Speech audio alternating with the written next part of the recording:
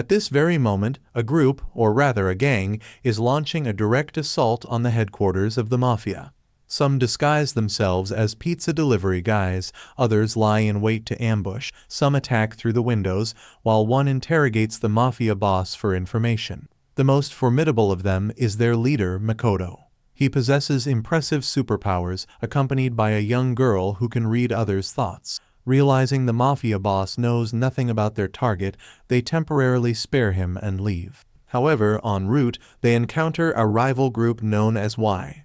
Makoto, demonstrating his strength, leaps into action first. The remaining members of Y gauge Makoto's power, which is now escalating to 100%. But Y is no less formidable. Their collective power matches Makoto's. A sword hanging in the sky symbolizes the weapons of both factions.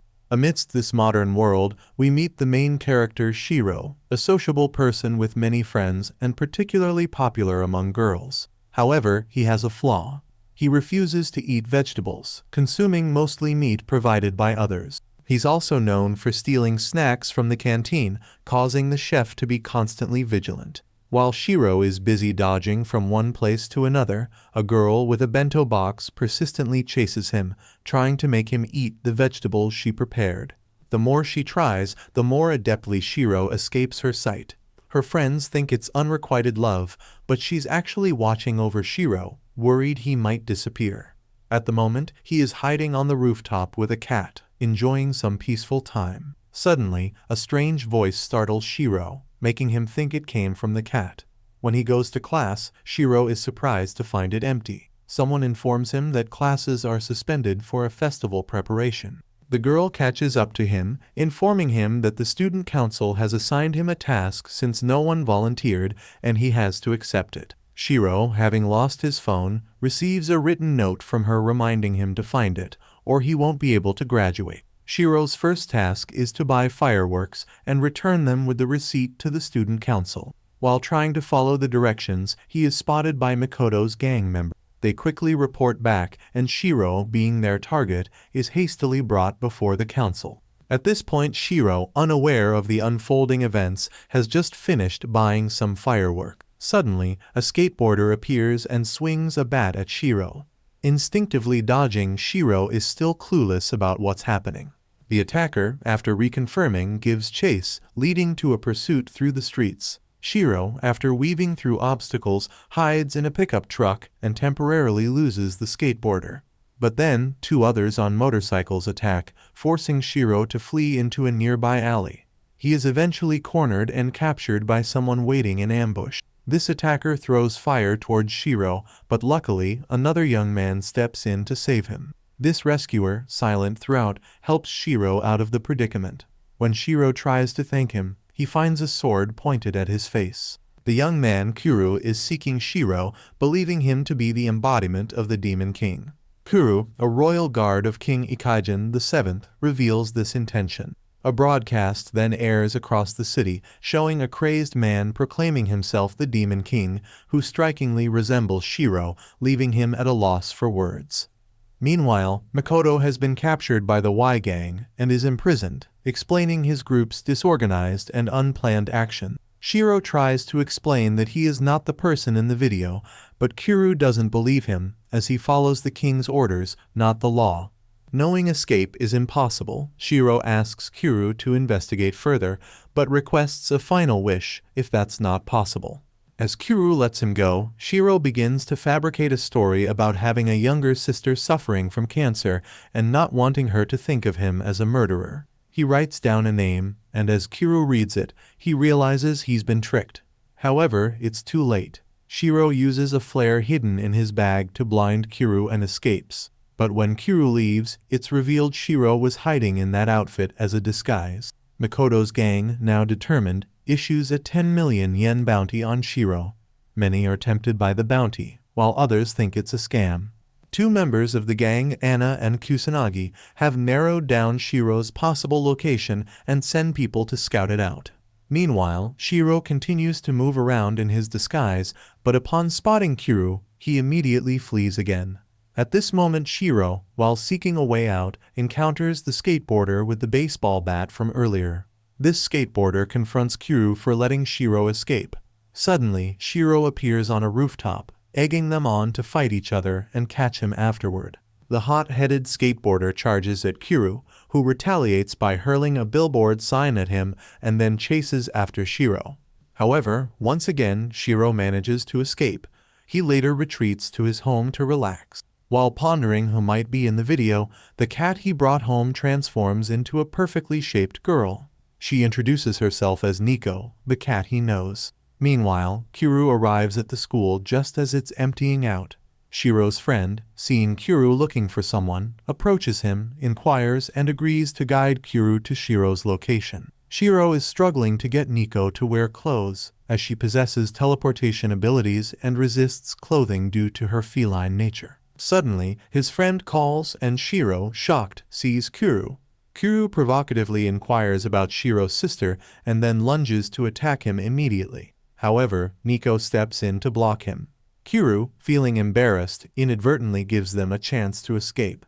Nico creates an illusion to elongate a hallway, helping Shiro run further. Once she exits, the hallway returns to normal, prompting Shiro to riskily climb out.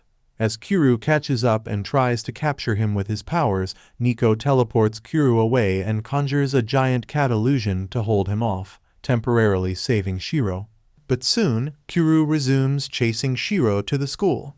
Nico teleports again, but ultimately Shiro and Nico are cornered. Nevertheless, Nico continually uses illusions to deceive Kuru, leading to a prolonged chase until the next morning, leaving all three exhausted and returning home.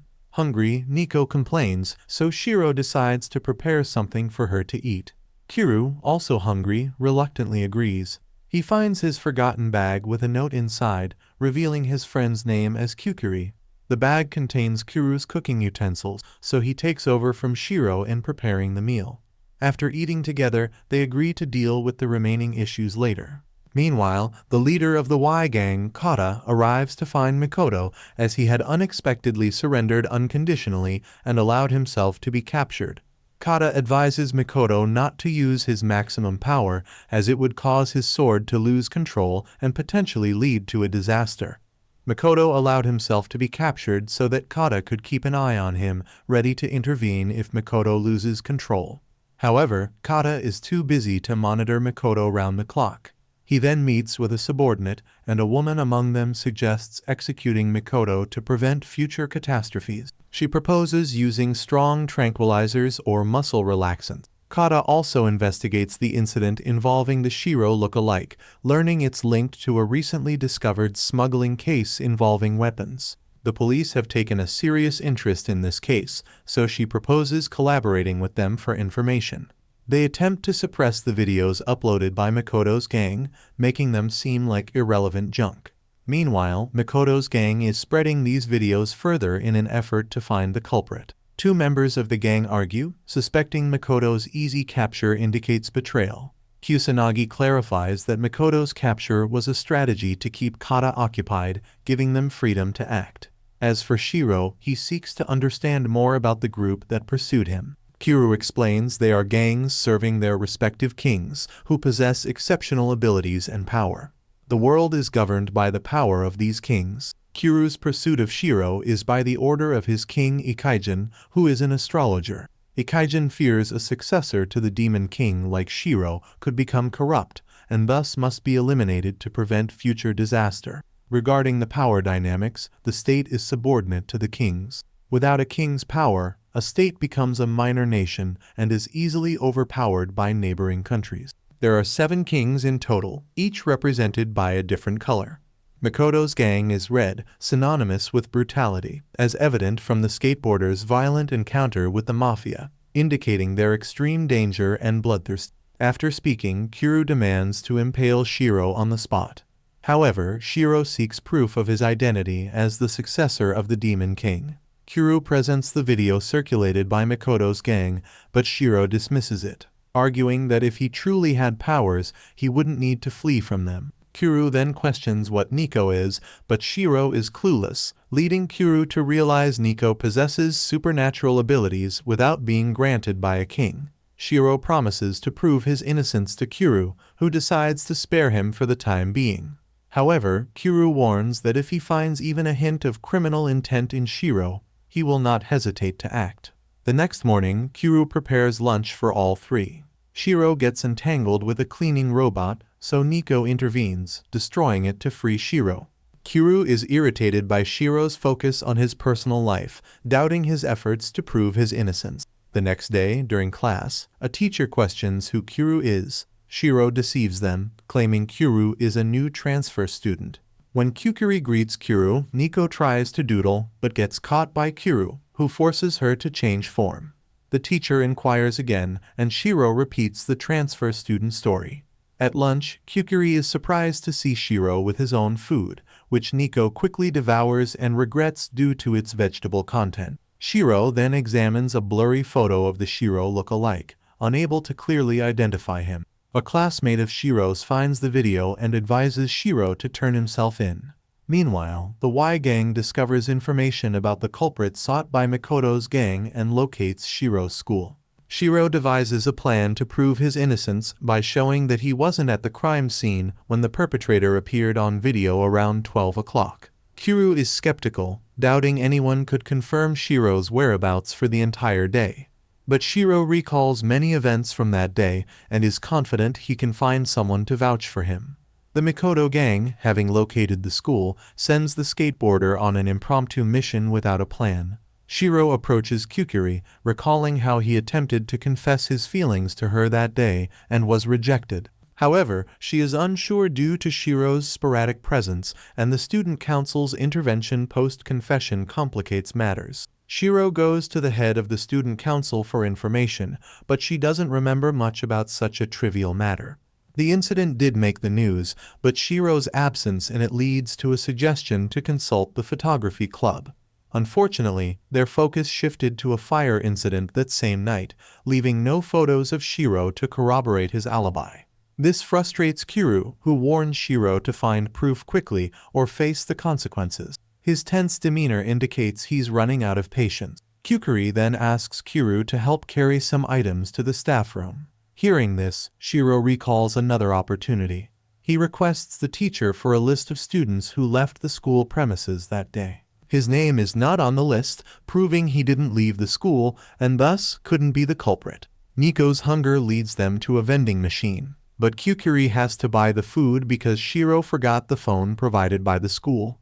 Kiryu questions if forgetting his phone meant he couldn't have left the school, but Kukuri reveals Shiro has his own secret exit. Kiryu, poised to draw his sword, is stopped by Shiro's plea for another chance. Kiryu suspects Shiro is making a mockery of the situation, but Nico refuses to let him harm Shiro. The sight of them protecting each other softens Kiryu, reminding him of his past master. Shiro recalls more events from that day, prompting Kukuri to remember seeing him at the gymnasium around 12:30 p.m., and there's photographic evidence. Kiryu concludes Shiro's innocence, as he couldn't have returned from the crime scene in under an hour. The trio then resumes their school activities. Returning home, Shiro is shocked to find a blood-stained shirt in his closet, leading him to wonder if he could be the perpetrator without his knowledge. Meanwhile, two members of the Mikoto gang arrive at the school, but are unable to enter due to access restriction. That day, as the school prepares for a festival, Kiryu steps up to lead and organize the class. He helps Kukuri by sewing up her torn sleeve. Shiro, despite proving his innocence, is dazed by the thought that he might be the actual criminal. He tries to act normal around his friends, setting aside his troubling discovery. Agents from the Y faction have arranged a visit to the school to verify whether Shiro is the perpetrator or not. One of them, Shimi, wearing glasses, is a double agent, aligned with both the red and blue sides. Meanwhile, two members from the red side manage to enter the school after snatching phones from students. Ironically, at this moment, Shiro's trio slips out using a secret exit found by Shiro. They go to repurchase the fireworks that Shiro lost during the earlier chase with Kiryu. Their route is chosen because Shiro misplaced his identification phone. While out, the three take a moment to enjoy the seaside. The Y gang reaches the school, threatening to tarnish its reputation if they don't cooperate. The school, intent on protecting student information, finds itself in a difficult position. Shimi steps out, and the two red agents continuously inquire about Shiro, but no one seems to know him. Shimi and the red agents almost cross paths, separated only by a water fountain. Shimi infiltrates the student council, using a sleeping drug on a member to gain access and compare student photos with the person in the video. As he waits for results, he spots the red agents still searching aggressively. Seeing their threatening approach, Shimi hatches a plan. The red agents continue their search, but the skateboarder refuses to let his comrades be rude to girls. Shimi taunts him, knowing his weakness for women. It seems that Shimi is not a double agent but a traitor. Misaki, the skateboarder, hates his real name, which Shimi deliberately uses to provoke him. Misaki holds back, mindful that Makoto is still in the hands of the blue side. However, as Shimi continues to provoke him, Misaki loses his patience and attacks. Transforming into a whirlwind, he charges at Shimi, who counters with precise sword strikes. The two engage in a fierce battle, with no clear upper hand. Misaki suspects Shimi has lost his edge, but Shimi has grown stronger, harnessing the power of both the red and blue sides. As Misaki's teammate attempts to intervene, Shimi incapacitates him with thrown knife. Misaki fights with full force until the deputy leader of the Y faction arrives, intervening to stop the battle. Seri, the right hand of Kata and a member of the Y faction, explains that their purpose at the school isn't to fight. Misaki recognizes her authority and decides to back down a bit after she assures them that Makoto is still safe and sound. With this reassurance, Misaki opts to leave, albeit reluctantly. Shimi is reprimanded for causing trouble and breaking into the school's internal information, but Seri is curious about what he has discovered. Misaki decides to question one more person before leaving and approaches Kukuri. However, she claims to have no knowledge of the person in the picture. Shimi fails to find Shiro within the school, leading him to suspect that the culprit is only posing as a student. Meanwhile, Shiro's group stops at a restaurant because Nico is famished. Shiro still suspects himself as the real perpetrator since he's the only one with a photo of himself. Kuru wants to find the person framing Shiro, while Shiro notices that the restaurant owner has photos of all his regular customers, but strangely none of Shiro. Seri visits Kusanagi for a discussion. She expresses concern about Makoto's growing powers, fearing that if he loses control again, Japan's map might need to be redrawn. Kusanagi believes Makoto joined Kata's faction to seek a peaceful night's sleep without worrying about the harm he could cause. He reminisces about a friend, highly regarded by both him and Makoto in the past, whose current whereabouts are unknown. This friend had always valued Makoto and aspired to become a close aide when Makoto ascended to power. Meanwhile, Kuru, sensing Shiro's hesitation, considers calling Kukuri for clarification. Nico behaves strangely, insisting they return and ask Kukuri directly instead of calling. She is adamant, turning into a cat and leaving abruptly. When Shiro finally calls Kukuri, she unexpectedly claims not to know him, denying any acquaintance with someone named Shiro. Her serious tone raises doubts in both Kuru and Shiro.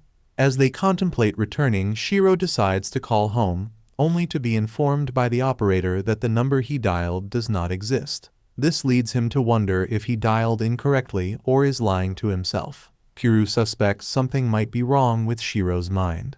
The narrative then shifts back to a review of past events. Tatsuka, a member of the Red faction, was known for being sociable and lively, much like Shiro is now.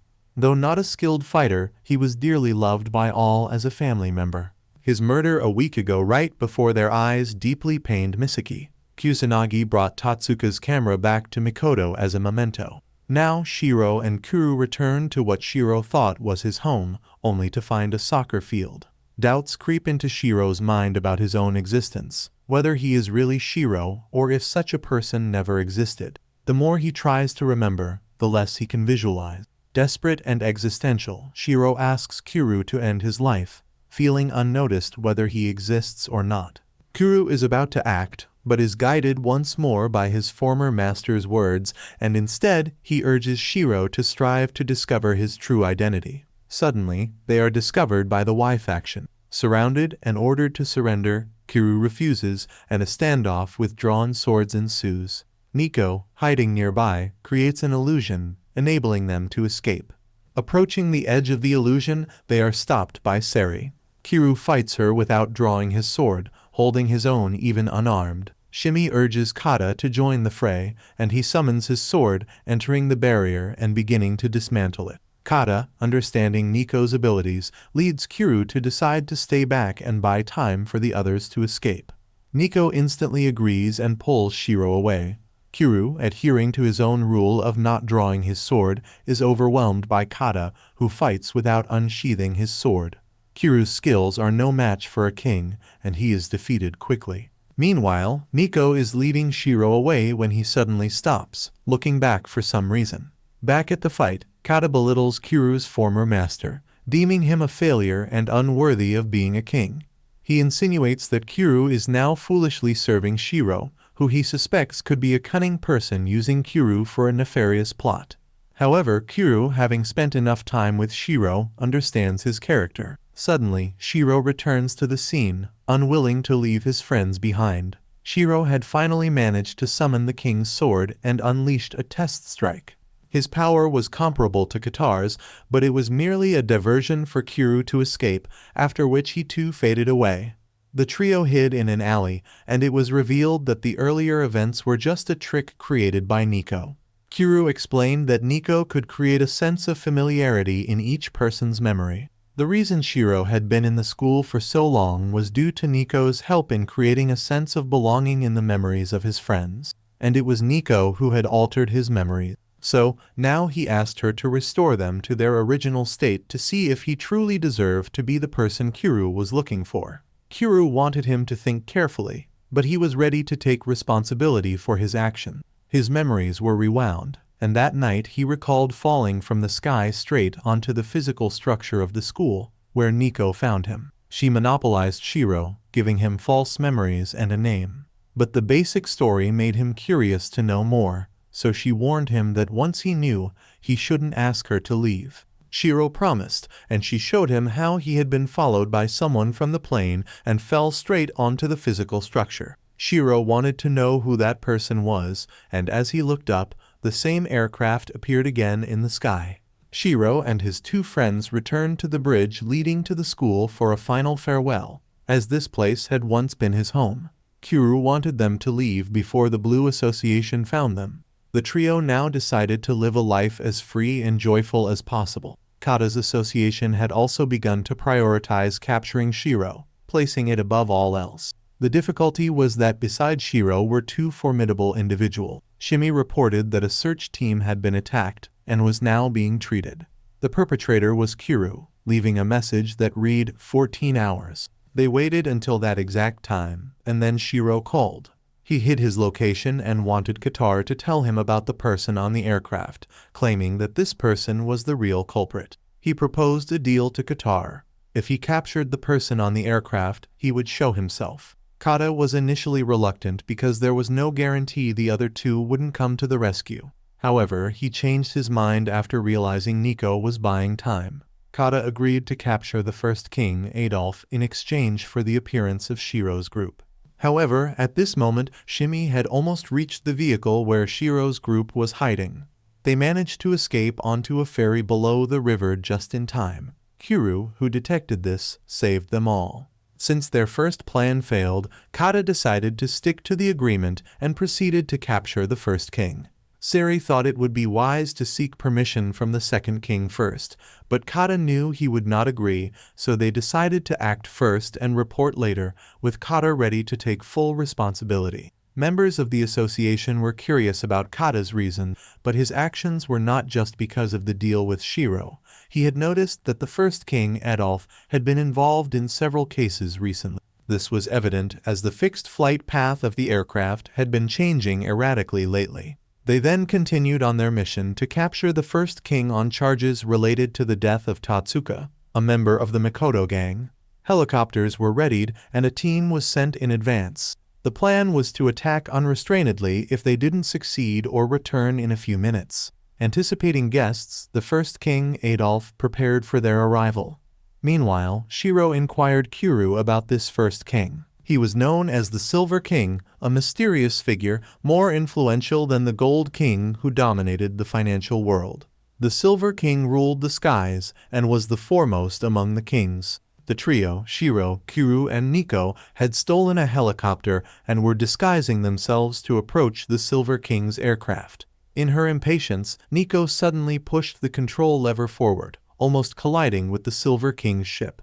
Unexpectedly, the Silver King detonated the entire aircraft. The story then flashes back to when the Silver King was still in the military, experimenting to understand the power of the current kings. He had a sister, both of whom were funded by the military for these experiments. However, the Silver King lost his beloved sister due to the very power he was researching. Realizing his mistake, he abandoned everything after the war, boarded an aircraft, and has been in hiding ever since. Back in the present, as the ship crashed, many who had previously thought it was some kind of missionary or holy ship now realized that it was nothing special.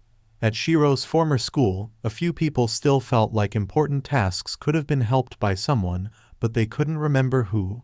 The preparations for the festival were still incomplete. Those who were close to Shiro visited his room, feeling a familiar presence that had lived there, yet no one could recall who he was. At this time, Kata met with the second king, also known as the Gold King. They exchanged pleasantries, and the Gold King wanted to know why Qatar was there. Qatar had come to talk, so the conflict was temporarily halted. He was there to claim the body suspected to be that of the Silver King for examination, as it was suspicious that the Silver King, who had lived an immortal life without aging, had suddenly passed away. Seeing the Gold King's threatening display of power, Qatar understood and left. He couldn't oppose him yet, as the country still needed the Gold King. Meanwhile, Mikoto in his prison cell received a phone call from someone claiming to have killed Tatsuka. The caller intended to seize Mikoto's energy, but Mikoto reversed the energy and located the caller's position. The Red Association, sensing Mikoto's power surge, quickly mobilized. He broke his shackles and escaped from prison to find the caller. The Blue Association tried various security measures to stop him, but all were futile. Anyone who tried to block Mikoto was blown away by his power. Everyone was powerless and defeated, so they let him go, as no one could stop him once he set his mind to something. He and his allies headed to the school to find the caller. Seeing Mikoto's group, the students fled, so he cut the clock tower in front to keep them in place. Kusanagi wanted everyone to stay calm and cooperate to avoid injuries. The group then split up to search, but their intimidating attitude made the students reluctant to help. Kusanagi instructed them to adapt to any resistance but strictly avoid harming the innocent. The Blue Association began to arrive, so he spread his men out.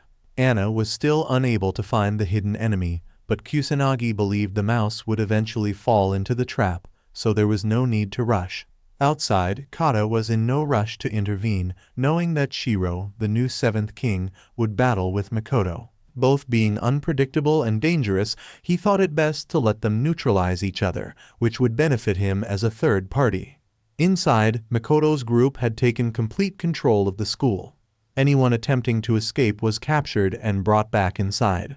Kusanagi urged Misaki not to be too hasty. He understood Misaki's desire to confront Shimi, but advised patience for the time being. Shimi had previously spoken with Misaki about leaving. He criticized the group for being childish and expressed his boredom with their once prideful symbol. Shimi was getting restless, but couldn't join the fight yet without orders. Later, Kusanagi sought Mikoto to reminisce about Tatsuka, observing that only Tatsuka saw something different in Mikoto.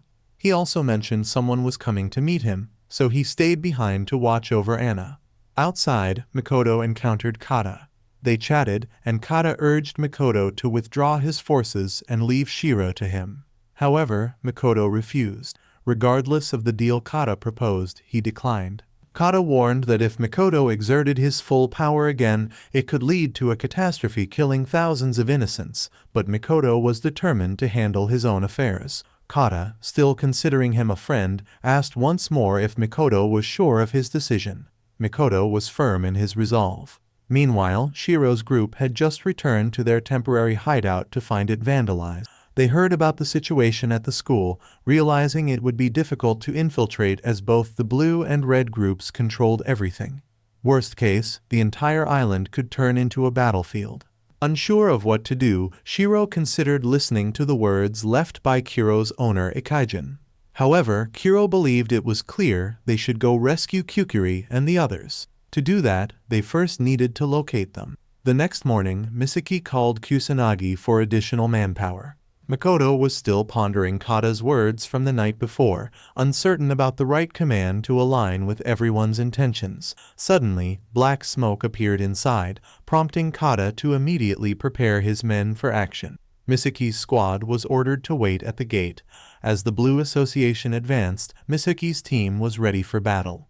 The two sides clashed fiercely, and Kata left the situation to Seri and Shimi to handle. Kata himself rushed to different areas where explosions occurred. He saved a man from being crushed by a boulder, but realizing the man was a traitor who attacked him, Kata let the boulder fall, indifferent to the traitor's fate. Kusanagi, hearing even louder explosions, wondered if someone had brought heavy artillery. Anna, fearful of the commotion, ran to check and narrowly escaped being shot. Meanwhile, Kyukuri and her classmates, fleeing, accidentally ran into Shiro's group. Makoto had already been waiting for them. The tension between the red and blue factions intensified. Misaki attacked Seri, who counterattacked, leading them to resolve their grudges once and for all. Makoto was confused why Shiro, who called him there, seemed to be fleeing. But it wasn't Shiro who had called. Doubts lingered, so Kuru stepped forward to fight, but was easily brushed aside. Miko used illusions to distract Makoto, but he vanished at a stomp. Kuru stayed behind to buy time, but nothing seemed to deter Makoto. Kuru dodged Makoto's attack and engaged in close combat. Impatient, Makoto transformed into a sun-like form, nearly incinerating everything around if not for Kata's timely intervention. Kata held Makoto back, allowing Shiro's group to escape. Nico suggested fleeing as they couldn't handle Makoto. Suddenly, Kyukuri, seeing Shiro injured, wanted to help but ended up stabbing him. It turned out Kyukuri was impersonated by the real culprit, who had called Makoto, shot Anna, and earlier stabbed Kata. The culprit wanted Shiro to remember everything he had forgotten. Shiro was momentarily in shock until Kuru managed to snap him out of it. Kyukuri then fled. Shiro, recalling his past with the Silver King, suddenly rose, emitting a pillar of energy that halted the fighting and drew everyone's attention. Kuru questioned Shiro about his injury, and Shiro revealed he was immortal as the first king Adolf, also known as the Silver King. Shiro's sword was fully unleashed. The Gold King noted Shiro's penchant for surprises. However, Shiro wasn't sure about this, as he only knew himself as the Shiro who had been living with everyone. The giant sword disappeared too. Shimi urged Misaki to keep a close watch on the battle. The two factions resumed their fierce fighting.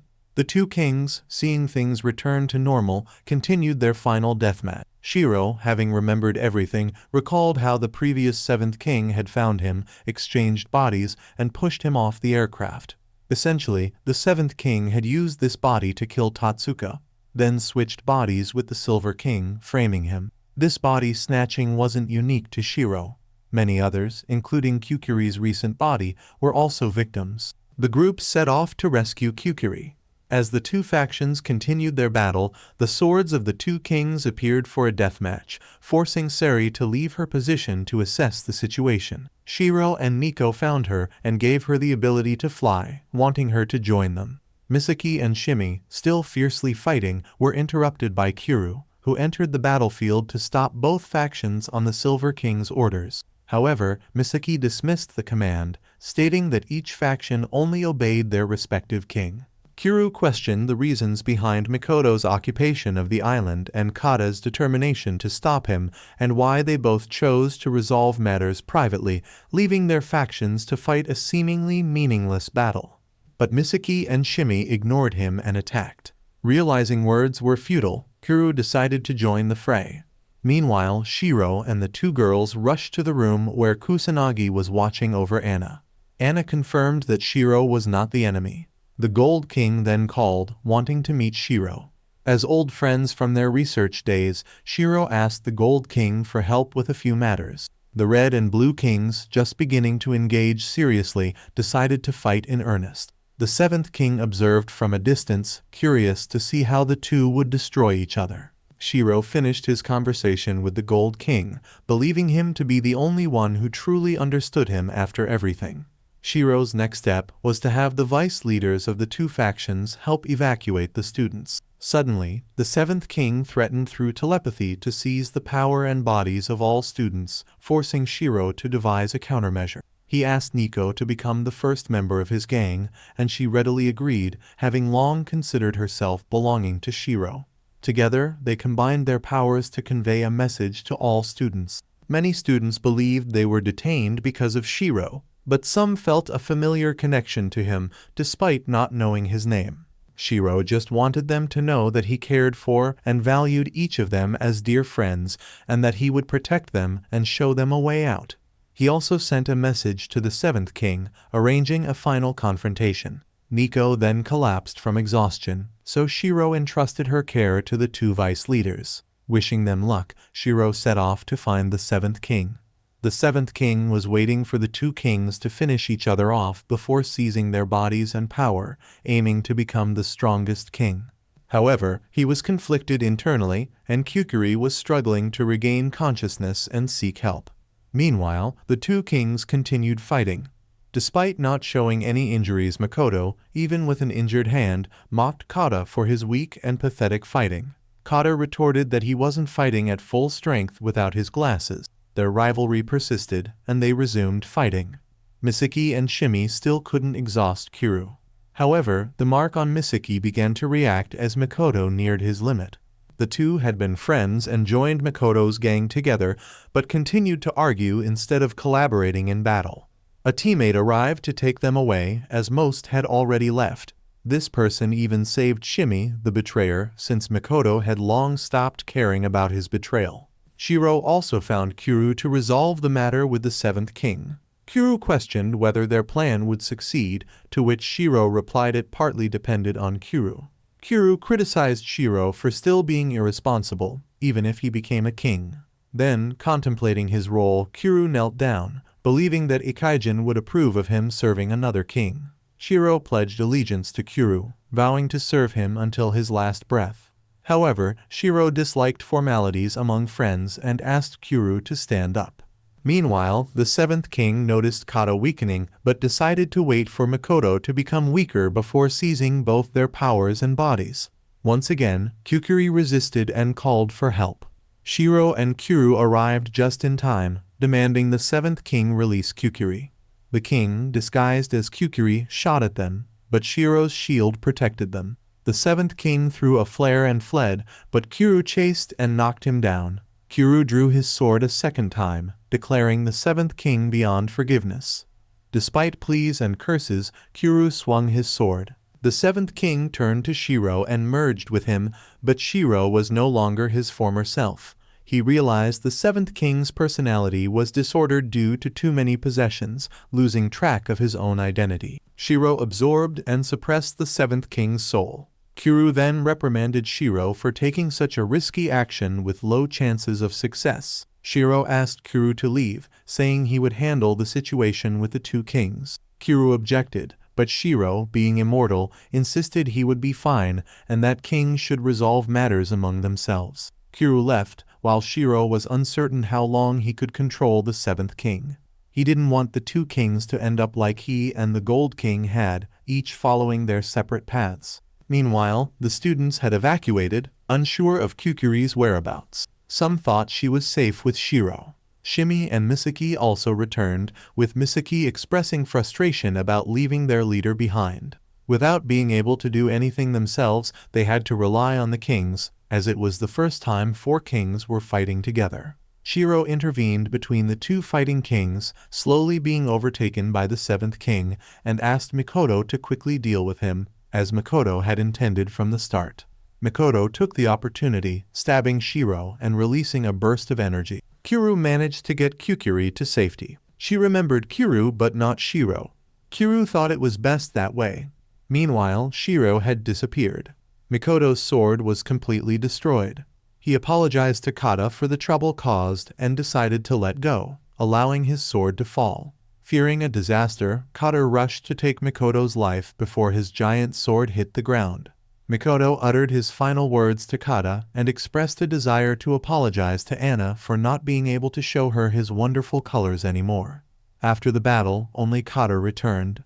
Miko and Kuru found only Shiro's umbrella, but they still believed Shiro was alive, as he was the immortal Kai King. The marks on the members of Mikoto's group then gradually disappeared, creating a beautiful red hue for Anna to admire one last time. Kusanagi acknowledged that Mikoto had been an extraordinary king. And with that, part 1 of the movie concludes. There is a part 2 for those who wish to continue watching. Goodbye.